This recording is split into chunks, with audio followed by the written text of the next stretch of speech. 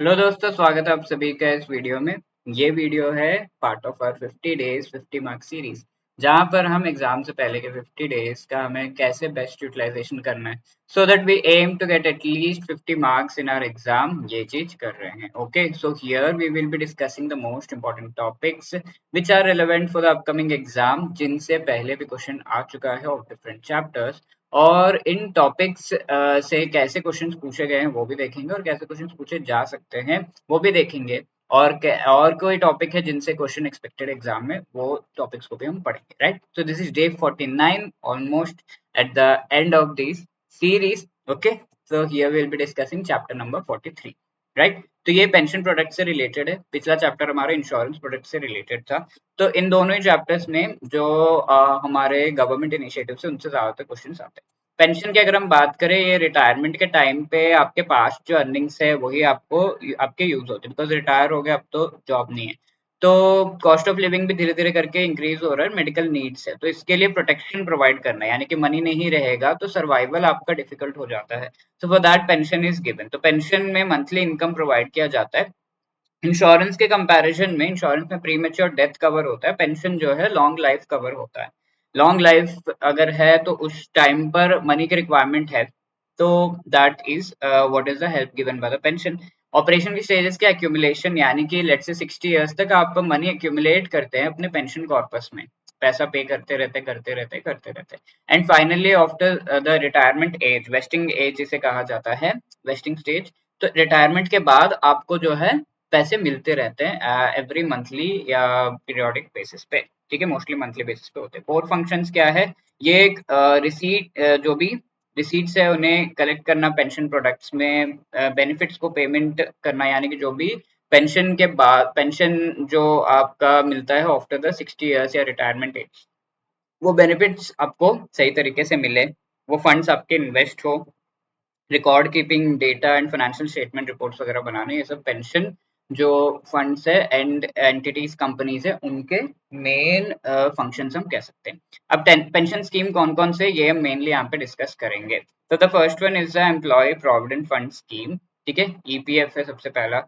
Then we have the provident fund scheme, PPF है। Insurance annuity scheme, national pension scheme NPS, and Atal pension Yojana. So this is what your chapter is all about. ठीक है, तो ये सारे initiatives जो हमारे schemes हैं इनसे क्वेश्चंस आ जाते हैं। ईपीएफ की अगर हम बात करें, ये मेनली ऐसे ऑर्गेनाइजेशंस इसमें कवर्ड है जहां पे 20 से ज्यादा एम्प्लॉयज है, तो ऐसे ऑर्गेनाइजेशंस में पीएफ के बेनिफिट्स देने पड़ते हैं mandatorily.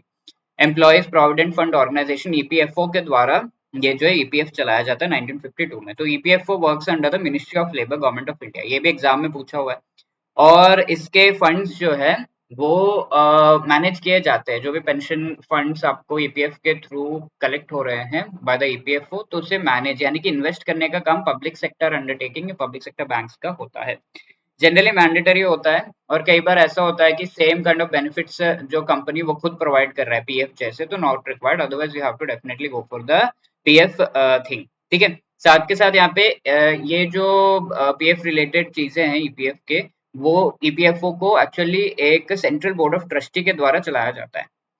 Central board of trustee में कौन कौन ट्रस्टीज यहाँ पर होते हैं, कौन कौन पीपल इंक्लूडेड होते हैं? ये एक ट्राइपार्टाइट बोर्ड है। इसमें गवर्नमेंट के रिप्रेजेंटेटिव्स होते हैं, जो एम्प्लॉयर है उसके, कंपनी जिसकी है उसके, और उसमें जो एम्प्लॉयज हैं उन एम्प्लॉयज के रिप्रेजेंटेटिव्स भी इस बोर्ड का पार्ट होते हैं। तो ये जो ट्राइपार्टाइट बोर्ड, थ्री पार्ट्स में थ्री डिफरेंट एंटिटीज के रिप्रेजेंटेटिव्स इसमें हैं, वो बोर्ड डिसाइड करती है important decisions with respect to the EPF. ठीक है, चेयर कौन करता है इस पर्टिकुलर बोर्ड को? सेंट्रल बोर्ड ऑफ ट्रस्टीज को ministry of labour and employment जो उसका मिनिस्टर है, ही चेयर्स। थ्री स्कीम्स यहाँ पर हैं: employ pension scheme, employ deposit linked insurance scheme EDLIS, and employees provident fund scheme EPF. ठीक है, ये थ्री जो है हमारे स्कीम्स है यहाँ पर। तो ये तीनों ही लिंक्ड है एक दूसरे से, आगे इसके बारे में डिस्कशन करेंगे। जून में क्वेश्चन था ईपीएफओ इज रेगुलेटेड बाय। ठीक है, ईपीएफओ मेनली किसके अंडर आता है? तो obviously the answer is ministry of labour, government of India, RBI, SEBI या पीएफआरडीए। तो obviously we know the correct answer is ministry of labour, government of India के under EPF जो है आता है। नाउ दूसरे एम्स क्या है पीएफ प्रोवाइड करने से रिलेटेड? हम बायलैटरली रिश्ता निभा रहे हैं, जैसे हमारे पीपल कतार या फिर ऐसे बाहर के कंट्रीज में है, तो वहां पर उन्हें पीएफ बेनिफिट्स मिलते हैं। तो उनके एम्प्लॉयज, उनके जो सिटीजन इंडिया में आते हैं एज एम्प्लॉयज, तो उन्हें भी हमें ये बेनिफिट्स देने हैं ना, तो हम ये रिश्ता निभा रहे बायलैटरल रिलेशनशिप। साथ के साथ पीएफ को एक्सेस करने के लिए आपको यूएएन नंबर आपके पास होना चाहिए, यूनिवर्सल अकाउंट नंबर। ये यूएएन नंबर, इससे रिलेटेड चीजें 2014 में लॉन्च की गई थी। ये एक 12 डिजिट नंबर होता है। जो यूएएन नंबर है वो 12 डिजिट नंबर होता है। आई hope you know, Umang app में आप यूएएन नंबर एंटर करके पीएफ और इससे बाकी और गवर्नमेंट सर्विसेज को भी एक्सेस कर सकते हैं। यूएएन नंबर कितने डिजिट का है, एग्जाम में पूछा हुआ है। How many digits? 12 डिजिट। तो आपके सैलरी में से कितना परसेंटेज पीएफ में जाता है? एक्चुअली 12% आप पे करते हैं, एंड 12% जनरली हमारा जो एम्प्लॉयर है, ही इज गोइंग टू पे। ठीक है, तो this is not the fixed thing. ठीक है, इसमें थोड़े बहुत ऊपर नीचे चेंजेस है। अब the first thing to know here is कि 12% में कितना आपका ईपीएफ पेंशन, जो हमारा पेंशन प्रोविडेंट फंड है उसमें जाता है। ईपीएस यानी कि पेंशन स्कीम में कितना मनी जाता है। ईडीएलआईएस इंश्योरेंस जो है उसमें कितना मनी जाता है। तो यहाँ पर एम्प्लॉय का तीन चीजें हैं। एक प्रोविडेंट फंड है। प्रोविडेंट फंड मीन्स मनी आपका डिपॉजिट होता है एंड आफ्टर सम टाइम वो मनी जो है आपको लमसम अमाउंट वापस मिल जाता है आफ्टर उसमें जो है इन्वेस्ट होने के बाद पैसा जब बढ़ गया। एम्प्लॉय पेंशन स्कीम, जिसमें आप पेंशन में पैसा डालते रहते हैं and after certain age, retirement के बाद आपको ये पेंशन स्कीम में से मनी जो है आपको वापस मिलते रहता है मंथली बेसिस पे।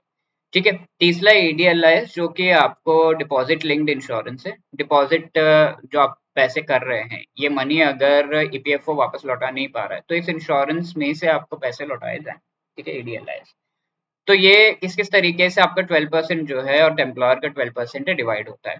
तो ईपीएफ एफ पहले आता है, तो इसमें 3.67% आपका मनी जो है ईपीएफ में जाता है। ठीक है, लोअर अमाउंट 3.67% पीएफ में जाता है, और 8.33% जो अमाउंट है 12% में से वो आपका ईपीएस पेंशन स्कीम में जाता है। तो एस बाद में आता है तो बड़ा नंबर, एफ पहले आता है तो छोटा number 3.67%। I hope you will remember. और एम्प्लॉयर का भी ऐसे ही जाता है। एम्प्लॉयर का 12% के अलावा 1% एक्स्ट्रा जाता है। ठीक है, यानी 13% वो पे करते हैं। यहाँ पर 1% एक्स्ट्रा कहाँ, 0.5% अमाउंट जो है ईडीएलआईएस में जा रहा है, एंड बाकी 0.5% मेंटेनेंस चार्जेस वगैरह जो है पीएफ लेता है। अब ये जो भी अमाउंट आपको मिल रहा है वो एग्जेम्प्ट कैटेगरी में आता है, जो इनकम टैक्स है उससे रिलेटेड। तो मानी जो भी इन्वेस्ट हो रहा है ईपीएफ में वो एग्जेम्प्टेड है। इंटरेस्ट जो अर्न किया जा रहा है, मनी जो आप इन्वेस्ट कर रहे हो, इंटरेस्ट जो आप अर्न कर रहे हो, एंड फाइनल जो अमाउंट आप विथड्रॉ करोगे, सब कुछ उस पर इनकम टैक्स एक भी नहीं लगता। ठीक है, that is why tax saving होता है। ये लो रिस्क है। लाइफ इंश्योरेंस भी आपको मिल रहा है, death of the employee money जो है ईडीएलआईएस जो उसके थ्रू मनी पे किया जाता है to the family. Hassle free होता है, यूएन के थ्रू आप इसे एक्सेस कर सकते हैं। नाउ ये 12% फिक्स्ड है क्या? तो एम्प्लॉयर का तो ऑलमोस्ट फिक्स्ड है, बट आप अपना परसेंटेज बढ़ा सकते हैं। लेट अस से जो पर्सन है उसका 15,000 से कम की सैलरी है, तो सैलरी के बेसिक जो पेमेंट है उसके ऊपर 12% ही रहेगा। 15,000 की सैलरी है तब भी 12%, दैट इज 1800 रुपीज तक ही रहेगा। बट किसी की सैलरी 15,000 से ज्यादा है तो वो जो है बता सकता है, अगर 15,000 है तो उस जो भी सैलरी है उस पर 12% होगा। अगर 15,000 से कम है, 15,000 है तो 12% 1800 होगा। अगर 15,000 से ज्यादा सैलरी है तो वो 12% ऑफ 15,000 या फिर 12% ऑफ टोटल सैलरी किस पर जो है, लेट्स से 30,000 है तो 30,000 पर 12% या 15,000 पे 12%, कितना अमाउंट उसे पीएफ में डिपॉजिट करना है ये चीज फिक्स कर सकता है। ओके, तो based upon that PF cut होगा। ठीक है, टोटल सैलरी पे होगा तो 12% ऑफ टोटल सैलरी या फिर जो भी अमाउंट आप फिक्स करते हैं वो, वरना बेसिक 15,000 पे 12% जो है कट हो जाता है from the employee and employer side. ठीक है, 1800। Now there are certain exempted funds. Let us से कोई ऑर्गेनाइजेशन 20 से ज्यादा एम्प्लॉयज है उसमें, but even then PF benefits नहीं दे रहा। अगर वो सिमिलर बेनिफिट्स दे रहा है then he can go for it. EPFO जो है उसे अलाउ कर सकता है, वरना तो कंपलसरली पीएफ बेनिफिट्स उसे देना है। तो सब्सटीट्यूट करने के लिए सिमिलर बेनिफिट्स उसे देने होंगे। तो इस बेनिफिट्स को देने के लिए सिमिलर बेनिफिट जो दिया जाता है वो एग्जेम्प्टेड फंड्स के थ्रू दिया जाता है। ठीक है, सेम पेंशन फंड या फिर पेंशन स्कीम, प्रोविडेंट फंड वगैरह जो है सेम टाइप ऑफ थिंग्स अगर प्रोवाइड कर रहा है एम्प्लॉयर, तो he need not go for the EPFO का जो ये स्कीम है उसमें पैसे डालने की जरूरत नहीं है। तो इंडिपेंडेंट ट्रस्ट वो एस्टैब्लिश करेगा, जो एम्प्लॉयज उनके पैसे लेगा, ट्रस्टी अपॉइंट करेगा, एंड ये पूरा मनी को मैनेज करेगा। ईपीएफओ प्लान जैसा होना चाहिए, retirement at 58 to 60, tax deductible है, यहाँ पर टैक्स आपका जो है एम्प्लॉयर कंट्रीब्यूशन दोनों पर आपका जो है कंट्रीब्यूशन पे टैक्स लगता है, बट जो इनकम आपको मिल रहा है, प्रॉफिट मिल रहा है, वो टैक्स एग्जेम्प्ट है, उस पर आपको टैक्स नहीं लगता। और ये जो अमाउंट आप जमा कर रहे हैं, इसको इन्वेस्ट तो करना है ना, तभी वापस आप हायर अमाउंट दे पाएंगे। तो इन्वेस्ट कैसे करना है? 25% इन्वेस्टमेंट आपका सेंट्रल गवर्नमेंट के बॉन्ड्स में होना चाहिए, 15% state government bonds, 30% public financial institutions में, रिमेनिंग इनमें से किसी एक कैटेगरी में आप कर सकते हैं। 25, 15 इज 40, 30, 70। अब 30% जो बच गया इनमें से किसी एक में भी आप इन्वेस्ट कर सकते हैं। साथ के साथ 1998 से यहाँ पर ये कहा गया है, यहाँ पर आप कहीं भी ये नहीं देख रहे हैं कि कोई प्राइवेट या फिर कॉर्पोरेट बॉन्ड्स वगैरह में इन्वेस्टमेंट कहा गया हो।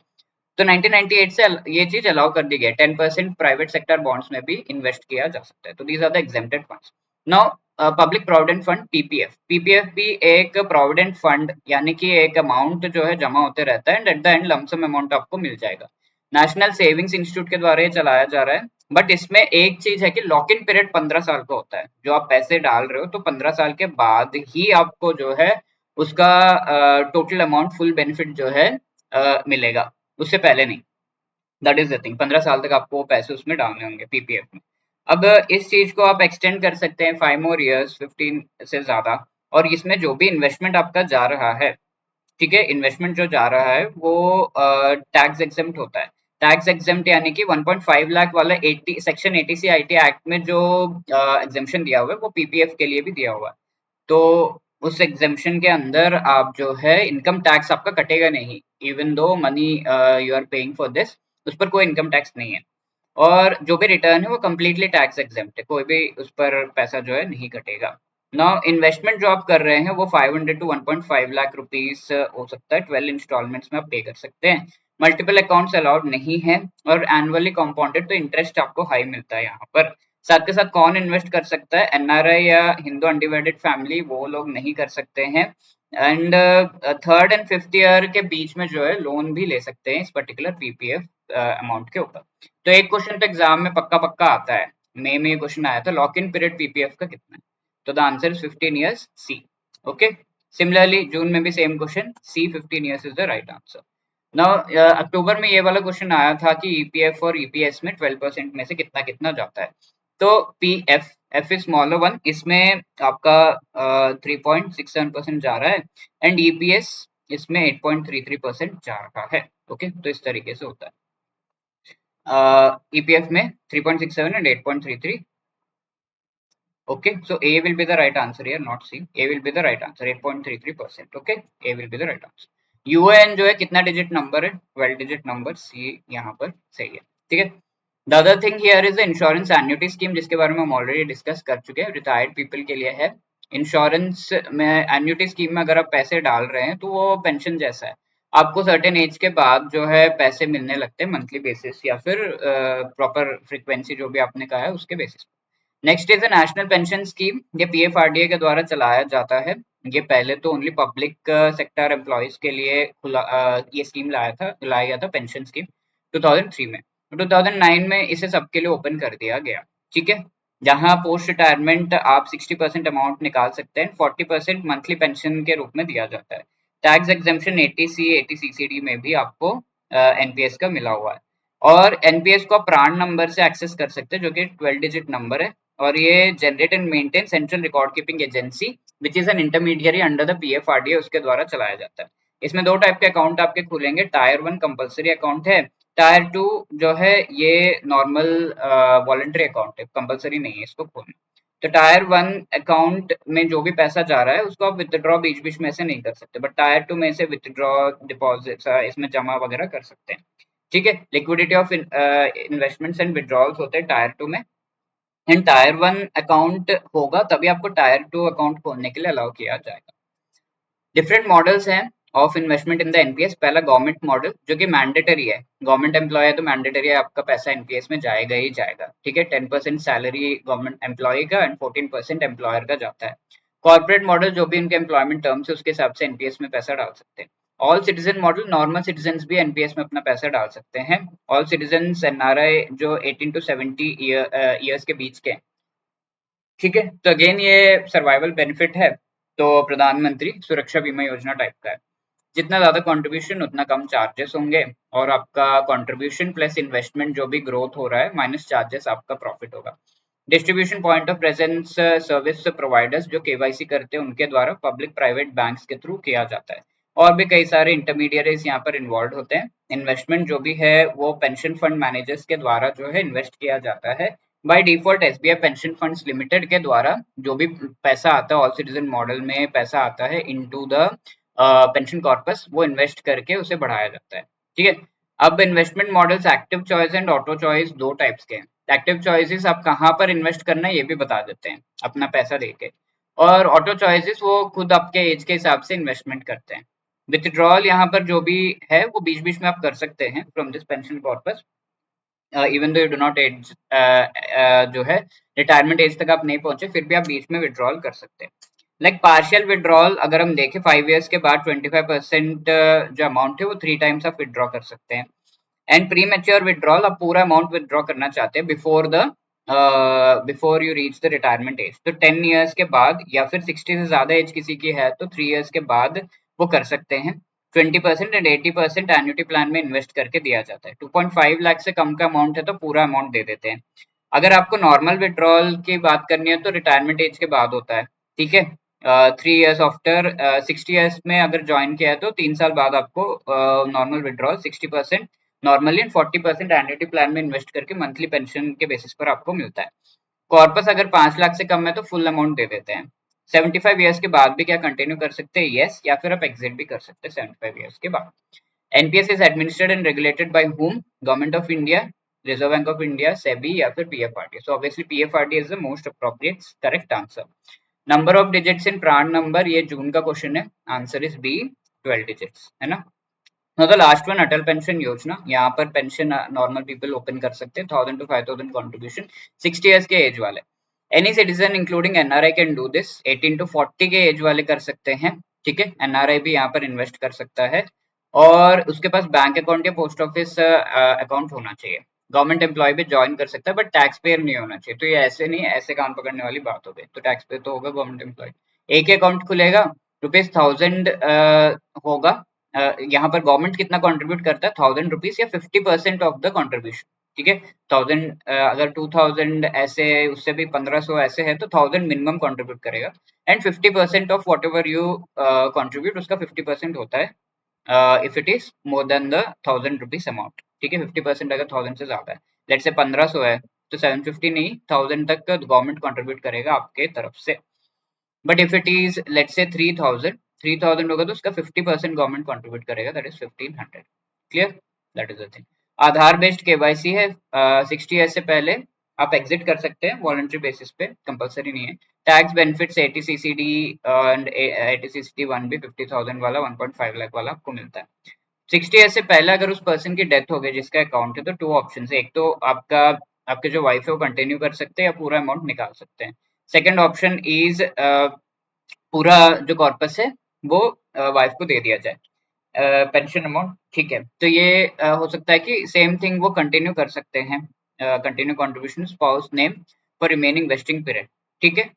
और या तो बिना कंटिन्यू किए वाइफ का जो रिटायरमेंट एज है उस टाइम पर या फिर डेथ ऑफ द वाइफ हो जाता है उस टाइम पे दोनों अमाउंट एक साथ मिलता है दैट, या फिर आप उसको इमीडिएटली अमाउंट ले सकते हैं, anything you can go for, ठीक है।